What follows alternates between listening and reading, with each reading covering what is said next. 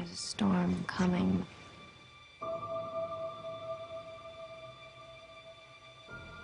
You sound like you're looking forward to it. I'm adaptable. What are you? I'm Gotham's reckoning.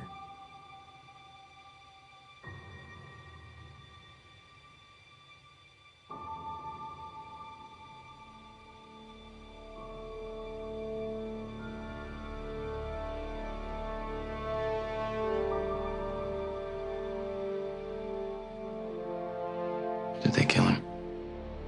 I'm not sure. Why didn't you just kill me? Your punishment must be more severe. Do you think he's coming back? I don't know. Why would you run, Bane?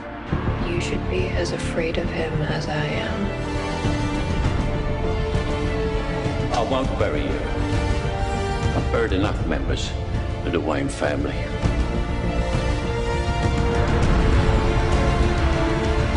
You don't owe these people. Welcome to the Movie Spoiler Club, the channel where you can watch movie, television, and streaming series within minutes. Today we're going to spoil the movie Batman: The Dark Knight Rises 2012. The film opens with Commissioner Gordon giving a speech at Dent's funeral. "I believed in Harvey Dent," he says. We cut to 8 years later.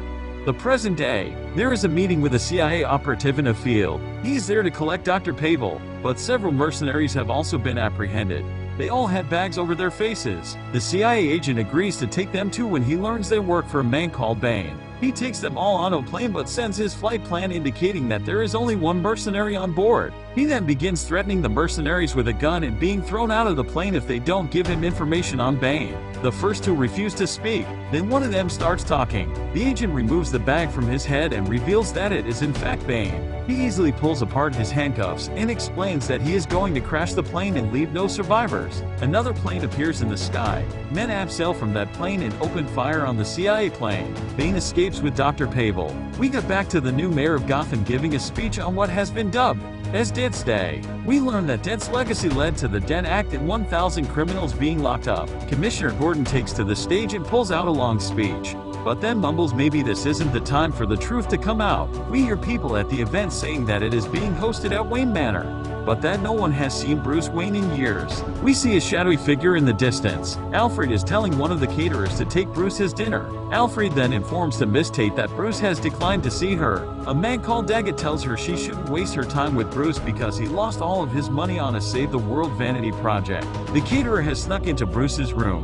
He catches her and realizes that she is wearing his mother's pearl necklace that were in his safe.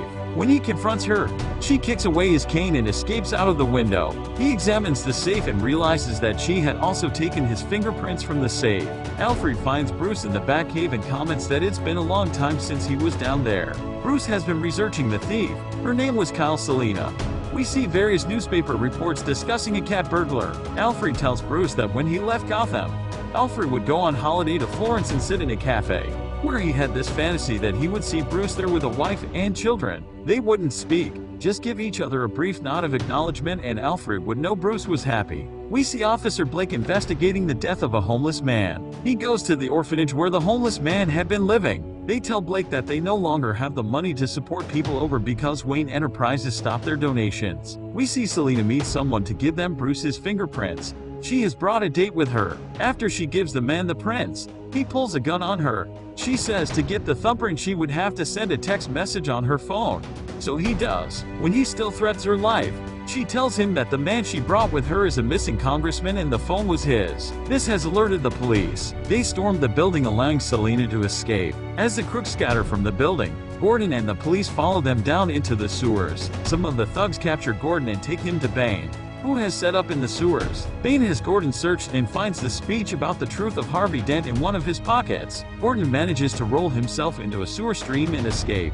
but gets shot in the process. Officer Blake goes to see Bruce. He tells the story of when he was young and Bruce visited the orphanage he lived in. He says he recognized the smile on Bruce's face because it was the same one he had learned to put on to hide his anger at losing his parents. He realized then that Bruce was Batman. Blake says he needs the Batman and goes on to explain how Wayne Enterprises have ceased funding the orphanage, imploring Bruce to start paying attention to the details. Bruce and Alfred start researching Bane and discover he has a connection to Daggett, who is on Wayne Enterprises board. Alfred tells Bruce that they stopped giving money to the orphanage because Bruce put all of the money into a project, which he then put on hold. Bruce visits the hospital that Gordon is in. The doctors tell him that he has no cartilage in his knees and is generally in bad shape. He then goes to see Gordon, wearing a ski mask. Gordon tells him the Batman has to come back. Bruce follows Selina to a charity ball hosted by Miss Tate. She asks Bruce about their clean energy project, assuming he had gone into hiding because it failed.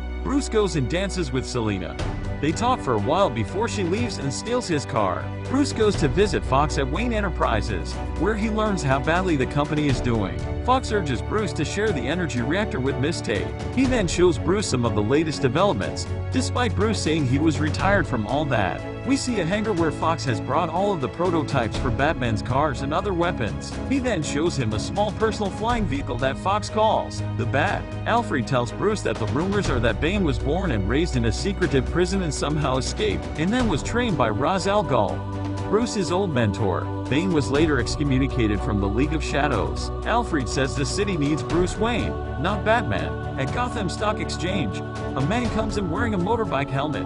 When he is asked to remove it, we see that it is Bane, who beats up the guards. The cleaners and other workers in the exchange are working for Bane and pull out guns to storm the floor of the stock exchange. Bane hooks up a computer to one of the terminals and starts running a program. The police quickly surround the building. To escape, Bane and his men put hostages on the front of motorbikes and ride off with the police chasing them. As they go through a tunnel, the lights go out and Batman appears. He starts chasing Bane's men, eventually catching the one who had the remote terminal.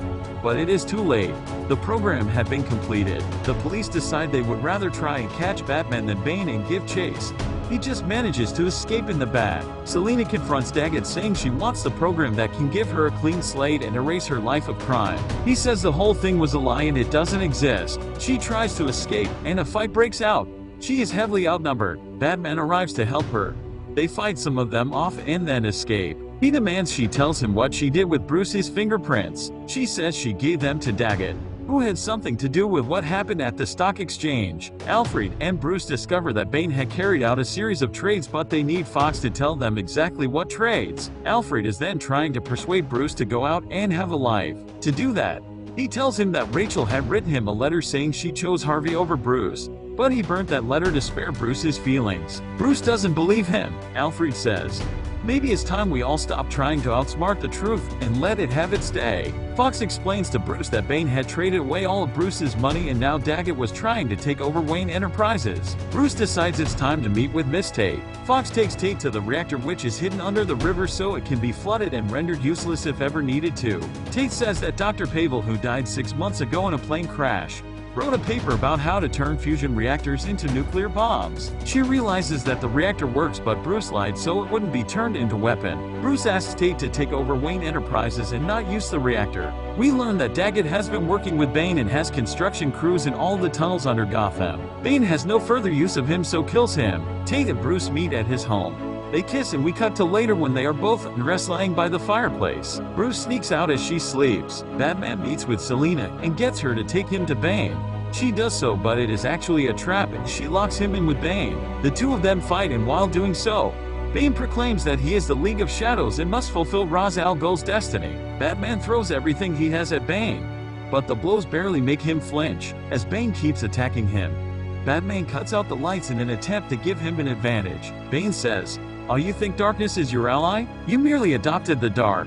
I was born in it, molded by it. I didn't see the light until I was already a man. By then it was nothing to me but blinding." Bane continues to beat on Batman, eventually badly damaging his back. As he does so, he detonates an explosion, caving in the roof of the tunnels. This gives him access into the hangar at Wayne Enterprises, where all of the weapons and prototypes are stored. Bruce is now imprisoned in the pit, where Bane was supposedly born and raised. There is a tunnel leading up and out of the prison, but most people die trying to climb out. Bane says, "For true despair there must also be hope." Bruce asks his fellow inmates if anyone has ever made it out. They say one person has, a child. Tate and Fox arrive at the Wayne Enterprises board only to find Bane already there.